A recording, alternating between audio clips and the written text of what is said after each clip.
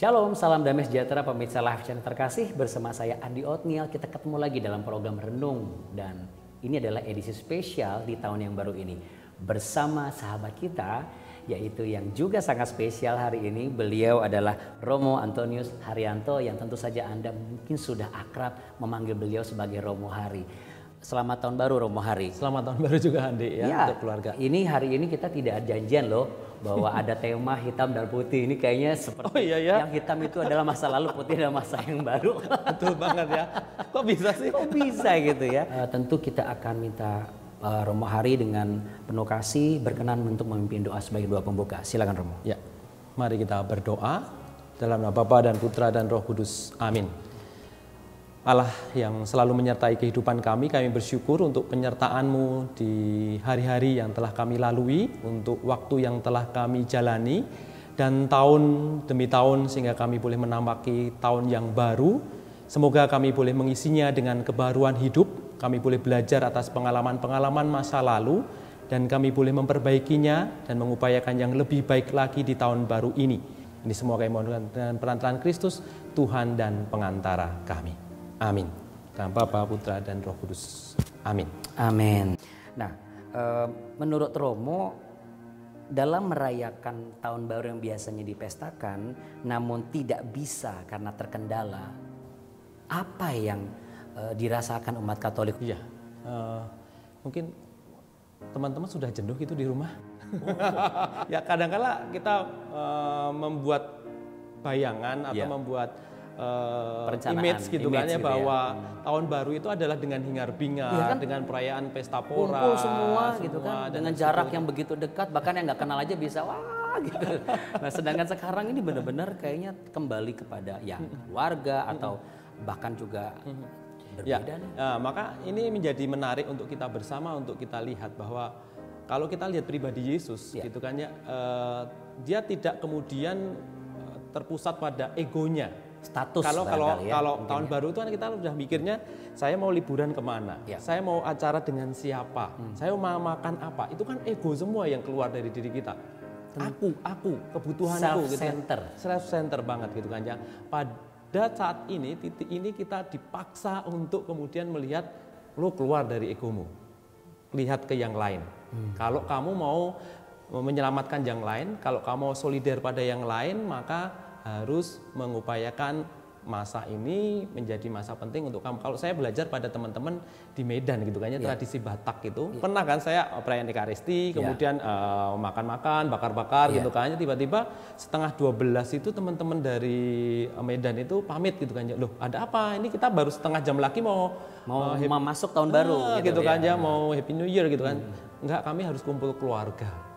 Untuk apa? Kami akan mengevaluasi diri dan kemudian kami minta maaf pada orang tua, pada saudara yang lain, satu keluarga kalau ada kesalahan yang kami buat. Ini menarik banget. Sepanjang tahun ini, katakan seperti itu. Tahun ini gitu aja. Berarti ada hal yang pertama yang mau kita buat, kita diajak untuk seperti Yesus, tidak mementingkan diri tetapi mementingkan orang lain. Kita bisa spend money untuk banyak orang, berapa duit kalau kita kemudian membatalkan liburan kita, makan-makan kita sederhana saja gitu kan ya. Yang kedua, menjadi waktu yang quality time banget untuk keluarga gitu kan ya, membangun keharmonisan keluarga. Kalau dalam bahasanya gereja itu ecclesia domestica. Kita dikembalikan pada saat ini untuk kemudian membangun kehidupan keluarga yang lebih berkualitas. Dan kalau Mother Teresa itu dia berubah panggilan dan arah hidupnya dan membuat keputusan baru, itu ketika dia di stasiun dan kemudian ada pengemis dan mengatakan aku haus gitu kan ya, aku lapar gitu, dan dia kemudian menengok ada orang lapar gitu kan ya, padahal banyak orang di situ gitu kan ya. Itu menggerakkan, ini Tuhan yang bicara pada saya nih untuk bisa memberi makan pada dia. Kalau saat ini kita diajak membuka mata, oh ada banyak orang yang berjibaku saat ini, petugas medis, mereka yang kemudian mengatasi dampak-dampak pandemi ini. Nah, ini kita diajak pada saat ini untuk kemudian melihat, kalau kita diingatkan dengan Matius 22 ayat 39, cintailah sesamamu seperti dirimu sendiri. Persis di situ. Lagi-lagi kita diajak untuk keluar dari ego kita. Apakah kita hanya melihat yang saya butuhkan, atau kita berani untuk melihat kebutuhan orang lain dan kita kemudian mengulurkan tangan kita perhatian pada mereka. Mereka saja berani mempertaruhkan nyawa, berani untuk meninggalkan kesenangan mereka untuk menyelamatkan yang lain. Pasti kita bisa dong saat ini kita menahan diri dulu gitu kan ya, untuk tidak berpesta dulu gitu kan ya. Betul. Mungkin bisa uangnya didonasikan gitu kan ya, banyak orang yang membutuhkan gitu ya. Ya, itu juga sebenarnya cara berpesta dengan dalam konteks yang berbeda ya. Betul banget. Karena gitu, ketika kita membantu orang lain sebenarnya tidak hanya kita, saya rasa kerajaan sorga berpesta gitu ya. Iya. Andi seneng banget gak sih kalau ada orang yang kemudian kita bantu dia happy gitu kan ya. Iya, Dia saya senyum rasa gitu. Kebahagiaan terbesar kalau bagi saya adalah ketika melihat orang lain bahagia. Pandangan gereja Katolik mengenai hal ini setelah perayaan dan opo gitu. Lalu apa setelah perayaan di masa pandemi seperti ini, di masa yang tidak biasa ini? Iya, tentunya kita bersyukur bahwa kita sudah menjalani perputaran gitu kan. Kalau matahari berputar itu sudah 365 hari gitu kan. Betul. Ya. 35 hari kita menjalani kehidupan kita dengan suka duka, dengan jatuh bangun, tetapi kita masih bisa survive sampai saat ini. Secara umum diajak untuk 3 hal, 3B kalau saya mau mengatakan gitu ya.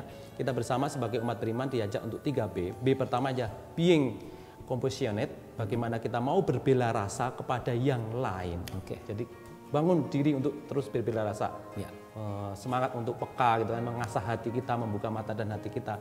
Yang kedua adalah being committed. Bagaimana kita punya komitmen yang jelas. Di tahun Semakin yang baru jelas, ini tahun harus baru dijelaskan ini, lagi. Lo punya niat dipertegas apa lagi. gitu kan ya. Kalau punya niat ya jalankan. Tidak hanya saya bertobat sekarang, saya mau punya niat baru, maaf. Tapi nggak jalan gitu kan ya. Tapi committed.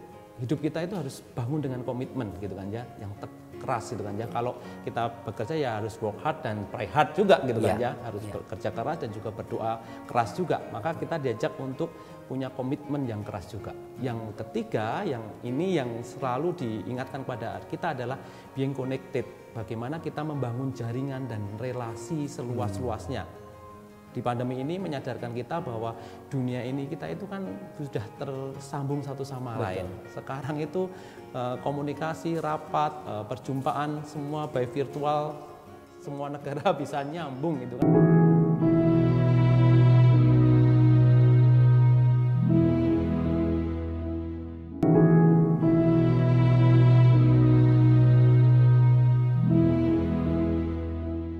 Apa sih yang harus ada di dalam diri kita yang harus baru di tahun yang baru ini?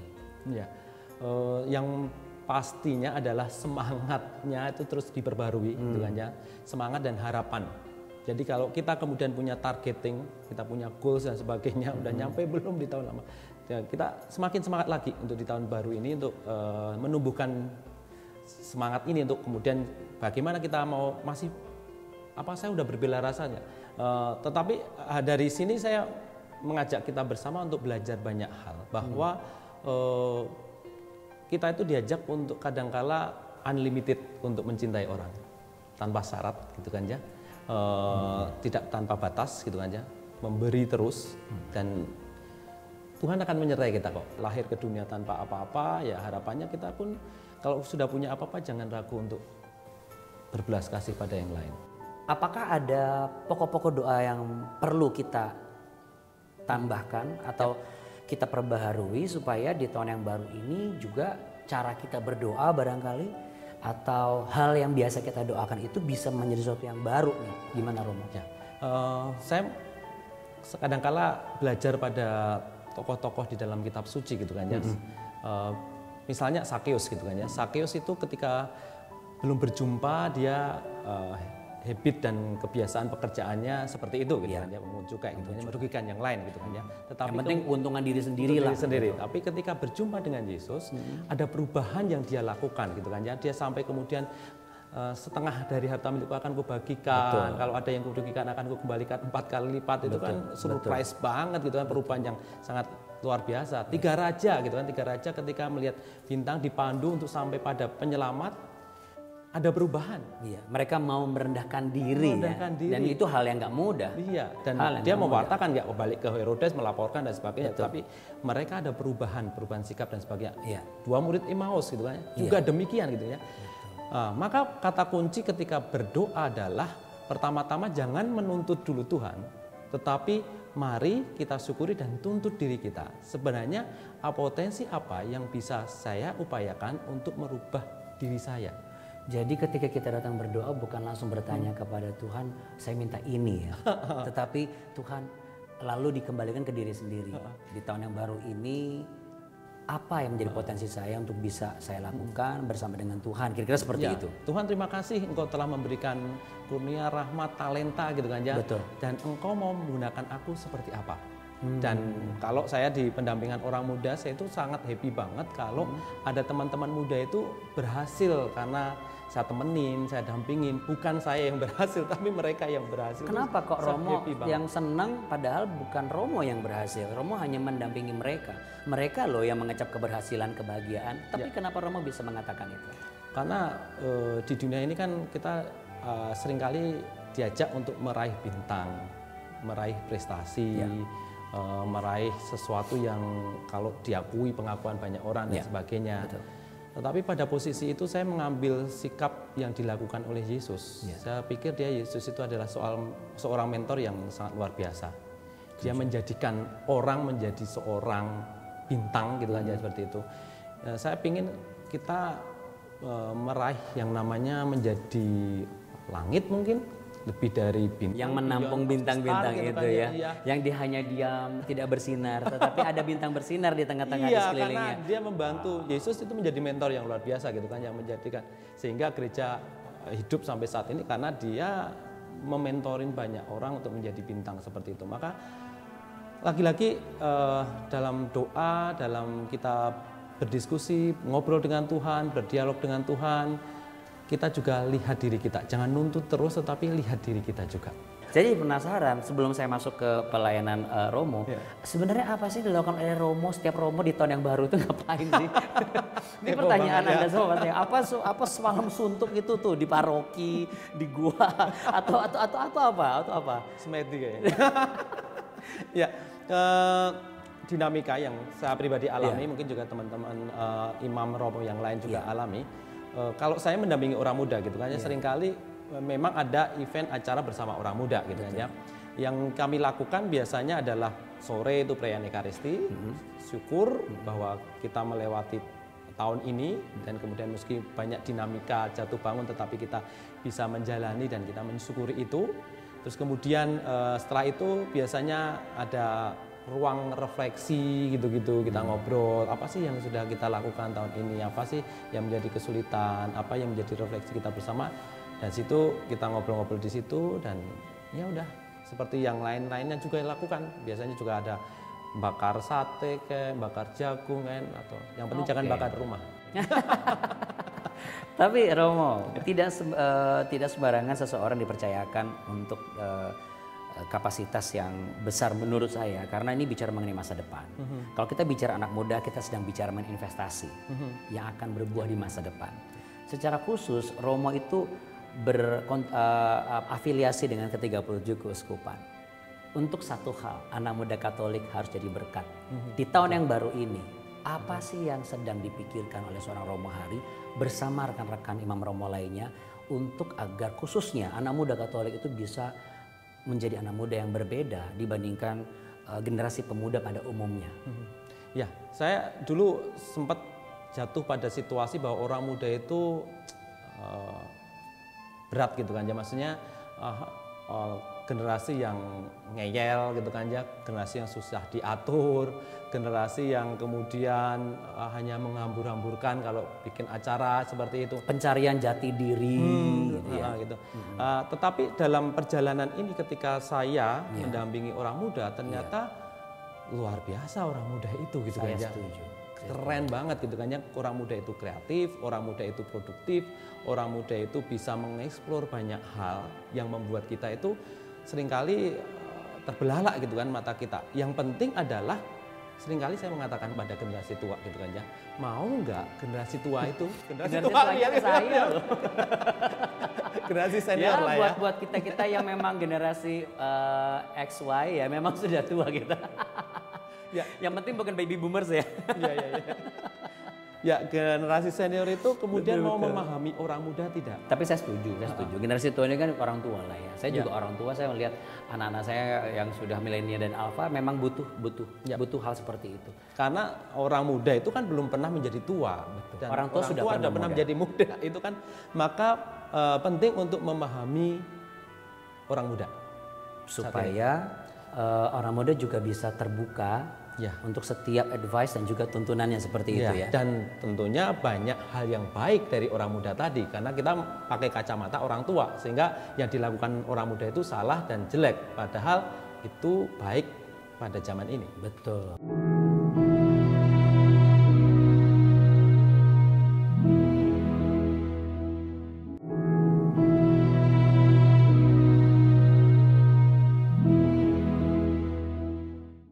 Ada fenomena apa mengenai anak muda di masa sekarang ini? Ketika ada pandemi,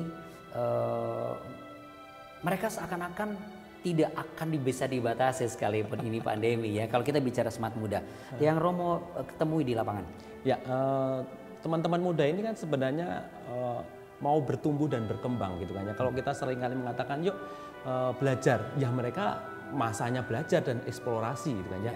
Mereka tadi mencari jati diri, mereka mengembangkan bakat dan sebagainya. Ya, ini masa mereka untuk mengembangkan diri karena orang muda itu seringkali dibebani loh ya. Orang muda itu harus kemudian bisa mandiri. Orang muda sekarang saatnya untuk bisa produktif. Orang muda ini saatnya untuk kemudian bisa bekerja dan sebagainya. Persis karena banyak beban itu, mereka mencoba untuk menjawab itu.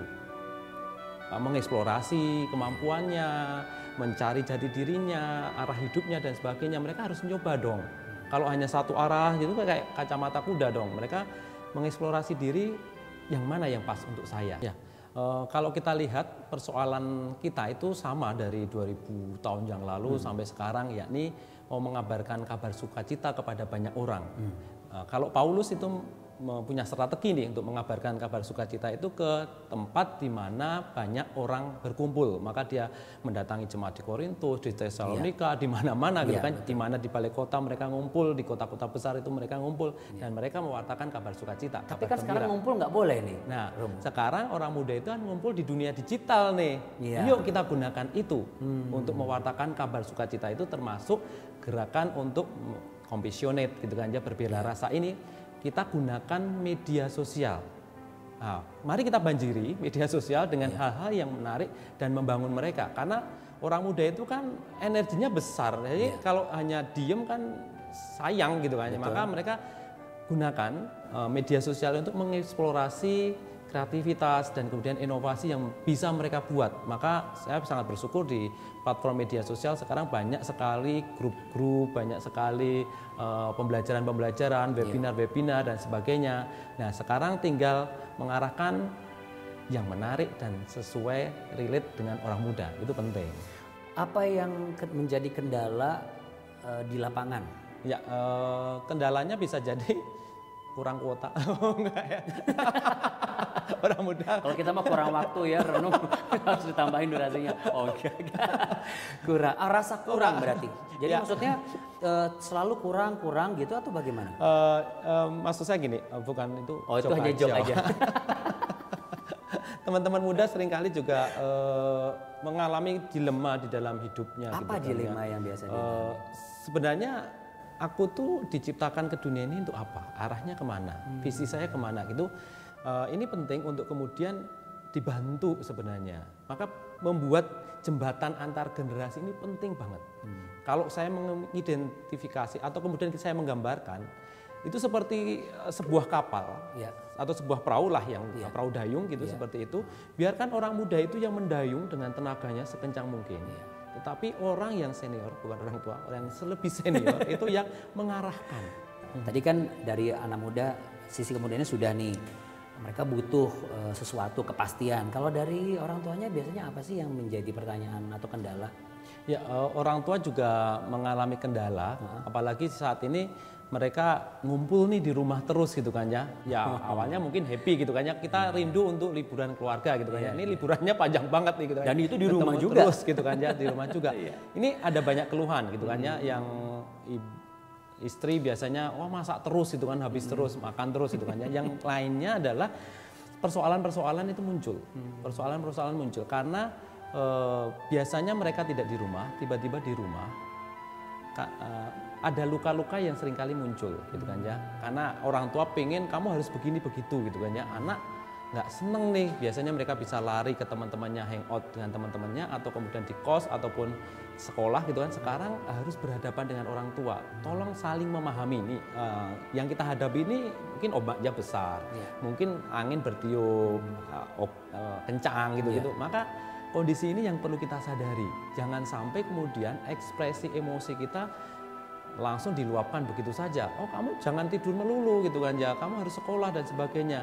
Pahami dulu, oh bisa jadi anak saya itu sedang capek banget nih karena daring terus mamanya. Ya kan daring itu memang menguras tenaga pikiran dan juga perasaan juga. Pahami juga anak, oh ini sekarang masa pertumbuhan makanya banyak mamanya gitu-gitu. Ini pemahaman-pemahaman itu yang harus saling sinkron satu sama lain sehingga tidak terjadi situasi neraka dalam keluarga karena pandemi ini gitu kan ya. Artinya anak muda mendayung, ada saatnya mendayung, ada saatnya diam, tetap orang tua mengarahkan dari belakang, melihat dan memantau dengan bahasa orang muda pasti. Dengan bahasa orang muda, dengan bahasa orang muda. Berarti dibutuhkan tidak hanya anak muda yang kreatif dalam hari ini, orang tua juga harus berani untuk kreatif. Di tahun yang baru ini berarti orang tua juga harus berani kreatif. Betul banget. Bahkan kalau sampai harus belajar gadget pada anak, why not gitu kan ya, orang tua gitu kan. Kalau kita seringkali orang tua sulit memantau anak gitu kan ya. Kamu belajar nggak mamanya? Oh anak saya punya Instagram, belajar aja dengan Instagram karena di situ kamu orang tua akan tahu nih kondisi anak, pasang status apa. Bagaimana sikap gereja Katolik dalam hal ini agar setiap keluarga umat Katolik khususnya memiliki anak muda yang benar-benar bisa punya rasa compassion, punya committed dan juga bisa stay connected gitu. Demikian juga dengan orang tuanya, juga dengan hal yang sama. Gitu. Nah, seperti yang saya tadi katakan bahwa yang pertama, mari kita banjiri media sosial dengan kebaikan. Jadi jangan anti media sosial ya. Jangan anti media sosial karena dunia mereka di situ gitu kan ya.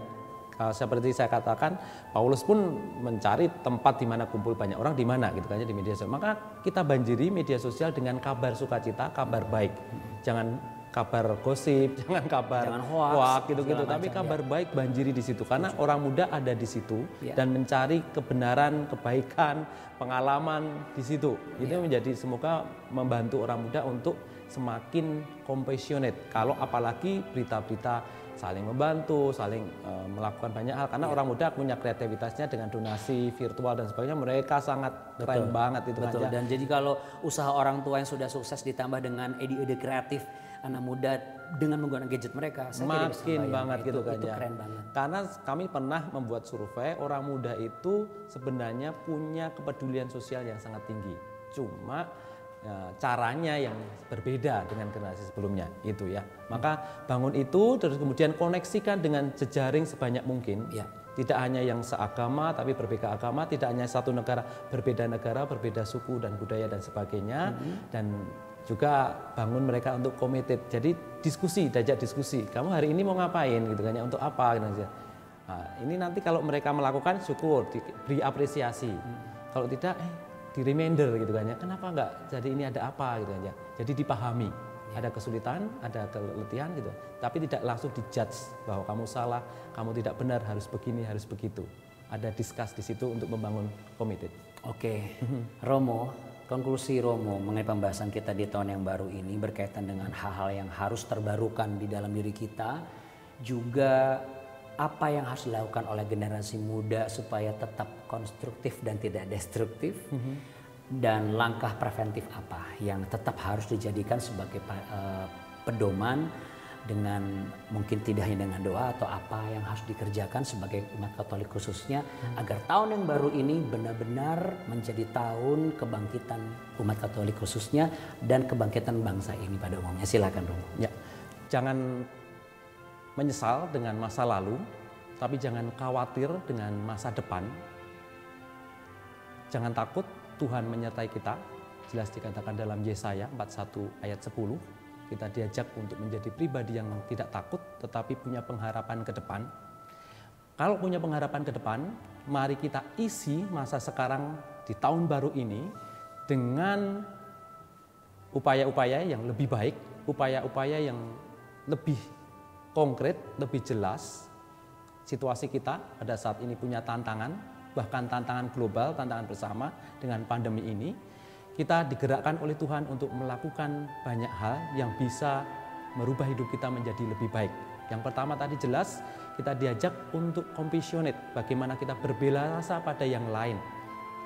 Kita diajak seperti Yesus tidak hanya memikirkan diri, bahkan total Yesus memikirkan orang lain. Bahkan dia sampai mengorbankan dirinya di kayu salib, mati di kayu salib untuk orang lain. Dia sudah tidak mikir dirinya sendiri tetapi memikirkan orang lain. Cintailah sesamamu seperti dirimu sendiri. Dan yang kedua tadi jelas kita diajak untuk membangun komited. Semua hal yang kita lakukan harus diupayakan dengan komitmen yang jelas. Dan berani untuk membangun relasi, connected satu sama lain. Jangan takut untuk membangun kerjasama, jangan takut untuk mengenal satu dengan yang lain. Karena dengan itu kita bisa membangun dunia yang lebih baik. Dan tahun baru ini menjadi lebih dinamis lagi, lebih semangat lagi. Saya setuju, Romo. Saya setuju, dan jangan ragu dan takut untuk membagikan informasi bahwa ada program renung di live channel. Beritahu channel berapa, jam berapa. Kalau perlu ceritakan bagaimana nilai-nilai yang memang bisa membangun kehidupan Anda.